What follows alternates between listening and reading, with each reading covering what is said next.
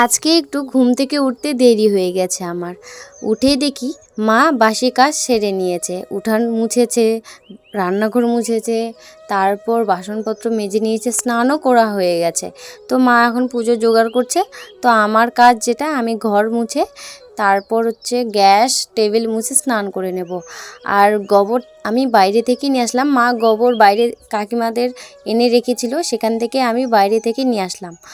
আর আমাদের গরু নেই, আগে গরু ছিল, এখন আর গরু পালন করতে পারি না, কারণ মা অসুস্থ, তার মধ্যে মায়ের হাত ভাঙা, সেই জন্য আর গরু রাখতে পারি না, ছাগলও রাখতে পারি না। তো কাকিমাদের গরুকেই আমরা যা থাকে আমাদের খেতে দিই, সবজির খোসা বলো, তারপর ভাত যদি বেঁচে যায় তাহলে দিয়ে আসি, ভাতের মাড় দিয়ে আসি। তো আর তাড়াহুড়ো করে কাজগুলো করছি, কারণ দোকানে যেতে হবে, মিষ্টি নিয়ে আসতে হবে 5 রকম। কালকে মা বিকেলে বাজার করে ফল সব কিছুই বাজার করে নিয়ে এসেছে, শুধু মিষ্টিটাই নিয়ে আসেনি, কারণ পিঁপড়ে ধরে যাওয়ার ভয়ে। তো মা বলল যে তুই কালকে সকালে উঠে স্নান করে মিষ্টিটা নিয়ে আসিস। তো আমি বললাম ঠিক আছে, তাহলে আমি মিষ্টি নিয়ে আসবো, তুমি ততক্ষণে পুজো জোগাড়গুলো করো। তো দেখো আমার ঘর বারান্দা মুছা হয়ে গেছে, এখন আমি বারান্দার ওই যে ধাড়িটা হয় সেটা মুছে নেব। আর এই ধাড়িগুলো ভেঙে যায় বর্ষাকালে, তো বারবার ঠিক করতে হয়। তো এবারে অতটা সমান করে ঠিক করা হয়নি, আর মাটিও নিয়ে আসা হয়নি। মাটি তো আমাদের কিনে নিয়ে আসতে হয়, বাড়ির পাশে তো জমি নেই যে তুলে নিয়ে আসবো, তো দূর থেকে মাটি কিনে নিয়ে আসতে হয়। তো অর্ধেক অর্ধেক সবজি রাখাই থাকে, আমাদের মা মেয়ে বেশি সবজি রান্না করলে খেতে পারি না, তরকারি নষ্ট হয়ে যায়। তো অর্ধেক এঁচোড় আছে আর অর্ধেক মিষ্টি কুমড়ো আছে, তো এটা আজকে ঘন্ট করব, বারোমিশালি, আর রুটি করতে হবে।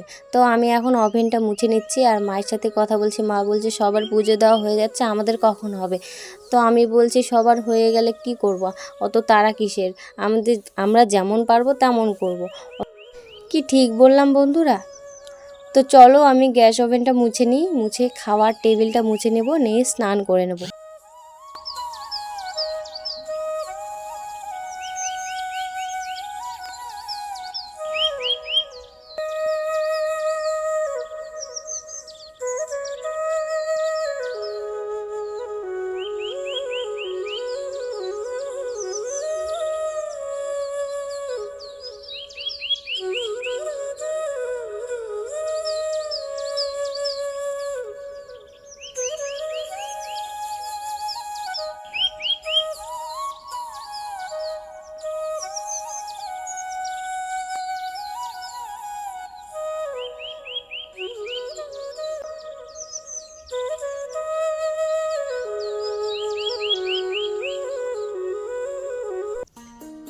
নমস্কার বন্ধুরা, আমি রিয়া, দক্ষিণ দিনাজপুর জেলায় আমার ছোট্ট গ্রামে সবাইকে জানাই স্বাগত আর অনেক অনেক ভালোবাসা। কেমন আছো সবাই? আশা করি ভালো আছো, সুস্থ আছো।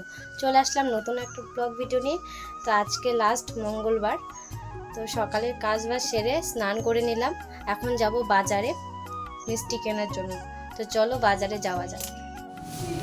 চলে আসলাম মিষ্টির দোকানে মিষ্টি নিতে। তো দেখো কত রকম মিষ্টি আছে, তো এখান থেকে 5 রকম মিষ্টি নেব। তারপর বাজার করে চলে এসেছি বাড়িতে। তো কি কি বাজার করেছি দেখো। তো 2টা থালা নিয়েছি ঠাকুরের জন্য, প্রসাদ রাখার জন্য। তারপর আলু আর লঙ্কা নিয়েছি, মা আগের দিন নেয়নি। তারপর আমার ফেস ওয়াশ আর হচ্ছে একটা বাম হেয়ারের। এই দেখো 2টা থালা নিয়েছি, কেমন হয়েছে?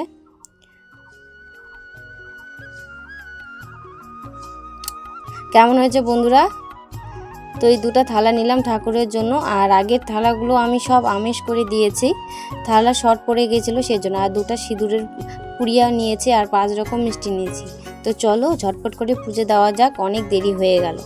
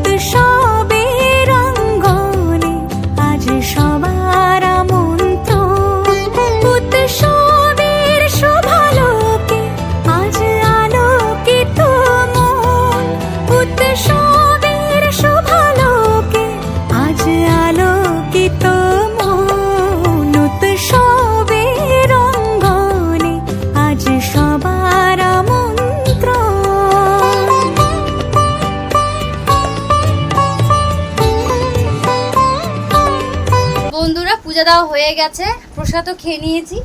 এখন আর কিছু খাবো না, তো বিছানার বেড কভারটা আমি চেঞ্জ করে নিলাম। আর আজকে আমার একটা বান্ধবীকে ডেকেছি, রিসেপশন লুক সাজাবো। এই দেখাই তো যায় না, এদিকে আয়।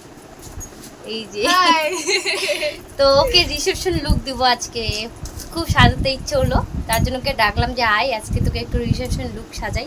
তো চলো কেমন সাজাবো তোমাদের তো দেখিয়ে দেবো, দেখতে থাকো ব্লগ। ঘোরটা যদি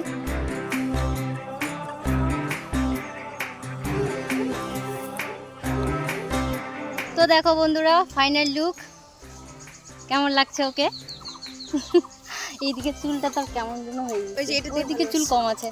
তো বল কেমন লাগছে তোকে? আমি কেন বলবো, বল বল, দর্শকরা বলবে, দর্শক বলবে তোকে কেমন লাগছে নিজেকে। আমাকে তো ভালো লাগছে, নিজেকেই চিনতে পারছি না। ফাইনাল পিছনে এদিকে ঘোর, ছবি তুলে ব্যস্ত।